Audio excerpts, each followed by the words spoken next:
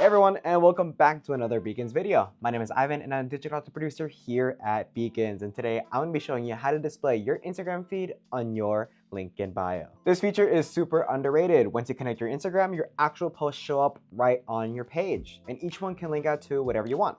The original post, an affiliate collection, a blog, anything with a CTA attached. It takes about 2 minutes to set up, so let's get into it. Head into Beacons and on the left-hand navigation, click Link in Bio and Website. Then click Add Block. In Quick Add, search for the Instagram feed block. You can also find it under the social feed section. Once it's added, you'll see a placeholder until you choose which post to display. If you haven't connected your Instagram yet, you'll need to do that first. It's required to display your feed. Hit Connect to Instagram, and you'll see two options: Full Data and Quick Connect. For a full breakdown of the differences between the two, check out the video linked above. But in short, Full Data is a longer connection process that also unlocks story insights and access to brand deals directly on Beacons.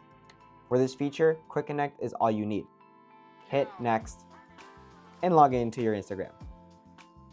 Allow the permissions, hit Allow, give it a second, and you're connected. Now you'll see the block update, and you can select which Instagram posts to display. Click on however many you want, one or several, then hit Done. Just like that, your posts are live on your page.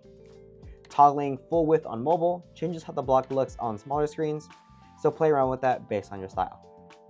Now here's the part that takes this further. Hover over any post and you can edit exactly where it links to. By default, clicking a post sends people to the original Instagram post, but you can swap that for a custom link instead. So if you're promoting an affiliate product, you can link straight to that product, making it way easier for people to find and shop what you're promoting. And that's it. Your Instagram posts are now live on your link in bio. Just remember, since you're the one selecting which posts show up, you'll want to pop back in and update selections whenever you post something new.